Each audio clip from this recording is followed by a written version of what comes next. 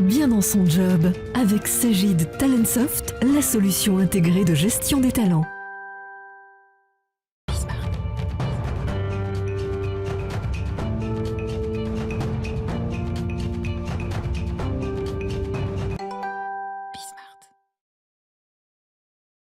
Bien dans son job, on s'intéresse au RH et à leur humanisation et en contrepoint à leur digitalisation, et on va en parler avec Joël Bentolila. Bonjour Joël, vous êtes le Technology Research Lead chez Cegid, qui justement est une entreprise et un acteur majeur de la transformation numérique des entreprises, et on va s'intéresser justement à cette question, à la notion d'humanisation évidemment, mais aussi à la question de la digitalisation. Ma première question, elle est simple, qu'est-ce qui suscite depuis maintenant des mois, j'ai presque envie de dire des années, cette digitalisation de la RH? Ça vient d'où tout ça? Alors vraiment la première cause, c'est la digitalisation, c'est la transformation des business. C'est ça qui crée le besoin de digitalisation des RH. Pourquoi? Parce que en fait, quand on parle de transformation de business, réellement, on parle finalement de la façon dont les gens travaillent. Et là, dès qu'on parle de la façon dont les gens travaillent, c'est la RH qui est en première ligne. Et il y a plein d'exemples. Il y en a dans le domaine de l'énergie. En ce moment, c'est très très à la mode. On passe des énergies fossiles aux énergies durables. Ça change les métiers à l'intérieur d'une entreprise. Ça change ce qu'on fait au quotidien. Vous prenez n'importe quelle entreprise dans le domaine des telcos qui implémente la 5G, il y a des nouveaux usages dans la 5G, et donc tout ça, ça impacte le quotidien des collaborateurs à l'intérieur de l'entreprise, et donc ça relève de la RH. Et comme ça, des exemples, il y en a. C'est à peu près tous les domaines d'ailleurs. Vous prenez, je prends un autre exemple dans la logistique, où c'est un métier qui s'est très fortement digitalisé.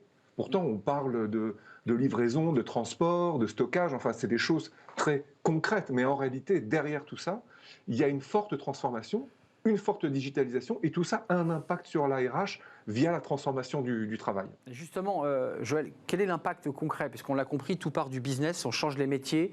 Maintenant, les livreurs ont leurs tablettes, tout est digitalisé, tout est envoyé par mail, les colis se font de la même manière. Quel impact ça a concrètement sur les RH? Disons, pour simplifier, si on devait choisir le point d'entrée, l'élément le plus simple qui change, c'est les métiers au travers alors d'abord de leurs compétences, c'est-à-dire qu'un métier donné, il peut lui-même changer, parce que son panel de compétences va évoluer avec des compétences nouvelles, des compétences qui sont peut-être moins nécessaires, mais même au-delà de ça, c'est l'apparition de nouveaux métiers complets, et à contrario, certains qui, eux, deviennent obsolètes. Et donc, voilà, c'est un petit peu aussi ça qui est à l'origine de tous les bouleversements que l'on observe dans les métiers qui sont en forte transformation. Alors, Joël, est-ce qu'il y a quelques exemples justement pour nous éclairer sur les réponses justement que les équipes RH apportent à ces problématiques? Parce que pour elles aussi, c'est un bouleversement. Ah oui. Alors, bon, et c'est pas le seul, mais c'est vrai que ces derniers temps, la RH est en première ligne sur beaucoup de sujets.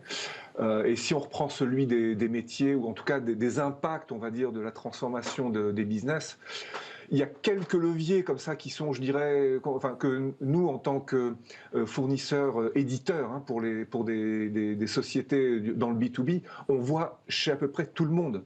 Le premier levier qu'on voit, c'est la formation. Alors, il paraît assez évident. Effectivement, quand on creuse dans le détail, ce qu'on dit en réalité, c'est qu'on observe de multiples formes de formation.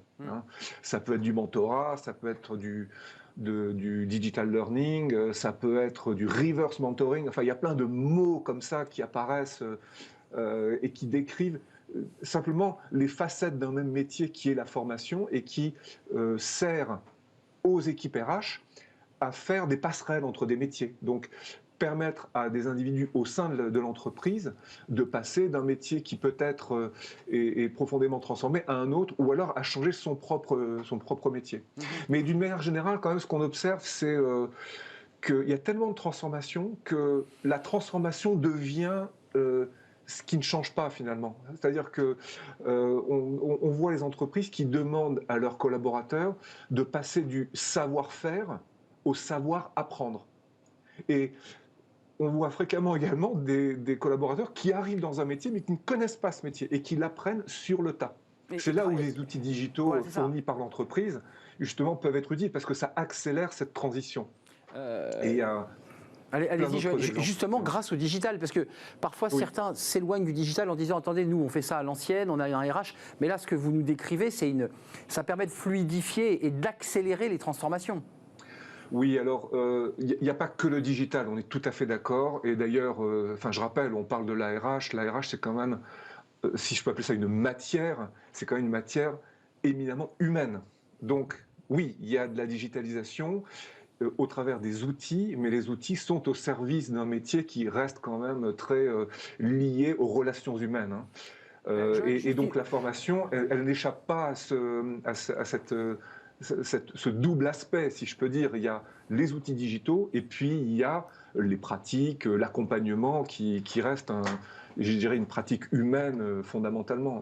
Mais c'est vrai dans d'autres leviers que la RH a à sa disposition. Si on regarde plus en détail la mobilité interne, c'est exactement la même chose. Et la mobilité interne est un autre outil très utilisé. Alors, on le voit chez Cegid, tous nos clients font appel peu ou prou à ce levier. Et je dirais même peut-être plus en Europe continentale qu'ailleurs, parce qu'il y a peut-être un peu moins de fluidité du marché du travail en Europe continentale, si on compare aux anglo-saxons. Et donc, il est encore plus nécessaire de savoir mobiliser des personnes d'un poste à un autre au sein d'une société. Joël, un mot, et c'est important parce que là on évoque ceux qui sont dans l'entreprise, mais cette digitalisation elle a aussi un impact très fort sur les ressources humaines et sur la manière dont on accède au travail. Oui, alors ça aussi c'est une grosse transformation, c'est que on parle moins de... Alors, si on regarde la mobilité, en fait, mais on va le voir sur plein d'autres aspects, c'est qu'on parle moins de mobilité de poste aujourd'hui que de mobilité de mission. C'est ça. Ou de projet. On emploie aussi ce mot-là. Qu'est-ce que ça veut dire concrètement? C'est qu'on n'est pas posté sur une longue durée dans une mission. On accomplit une mission qui a vocation peut-être à être un peu plus courte que ce qu'on a l'habitude de voir au travers des postes, et de changer ensuite. C'est-à-dire, là aussi, il y a une forme de fluidité. On le retrouve ensuite, on retrouve cet élément dans les outils digitaux, parce que les outils digitaux, il faut qu'ils suivent, parce qu'il faut pouvoir implémenter ces pratiques, il faut pouvoir les suivre, avoir toute la data qui va bien autour de ces nouvelles pratiques. Donc les outils digitaux changent, et on le voit chez nous, puisque nos clients nous demandent de faire évoluer nos produits, justement pour prendre en compte ces nouvelles pratiques, notamment la fluidité du travail. Et ça se retrouve aussi, cette fois-ci, si on prend l'angle du salarié, alors quand je dis salarié, d'ailleurs je ne devrais pas dire salarié, je devrais dire les personnes qui travaillent en entreprise, parce que justement, certains sont salariés, certains sont indépendants, d'autres sont prestataires. Et en fait, on voit monter en puissance cette idée de fragmentation un petit peu du travail. Et il y a même un terme d'ailleurs qui apparaît depuis quelques années qui s'appelle les slashers. Alors les slashers, en fait, slash, c'est un terme anglais, c'est la barre oblique qui veut simplement dire j'ai un métier 1, slash un métier 2, slash peut-être un troisième métier. Ça veut simplement dire que je suis multi-actif. Et même pas forcément au sein de la même entreprise. Ça peut être des métiers différents pour des employeurs différents et sous des modes contractuels différents. Donc on a vraiment toutes les dimensions sont représentées. Et c'est juste le reflet d'une façon de travailler finalement aujourd'hui. Vous m'entendez, Joël? Il nous reste peu de temps. Juste cette question avant de nous quitter, parce qu'elle est matricielle, j'ai envie de dire. En quoi la digitalisation des RH, puisque c'est le sujet du jour, apporte de la valeur ajoutée? Parce qu'on l'a vu sur le business, on a vu que les métiers changeaient, et c'est une évidence. Mais dans la RH, c'est quoi la valeur ajoutée? Alors, si on raisonne cette fois-ci sur les aspects un peu transversaux, au-delà de l'efficience des process ou simplement accompagner les changements, il y a pas mal d'éléments, donc notamment cette idée que les RH sont aussi là pour garantir, maintenir une forme de relation entre un employeur et les personnes qui travaillent.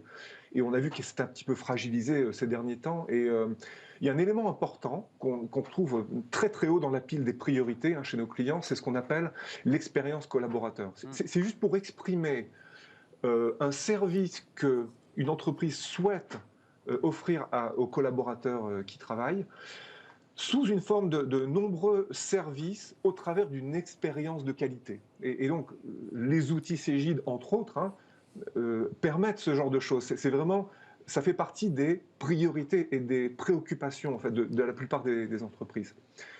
Et c'est simplement pour nouer ou renouer du lien avec les collaborateurs, pour simplement rappeler le sens de ce qu'ils font et aussi assurer quand même une forme de rétention des collaborateurs. Et on sait que c'est un enjeu difficile aujourd'hui pour les entreprises.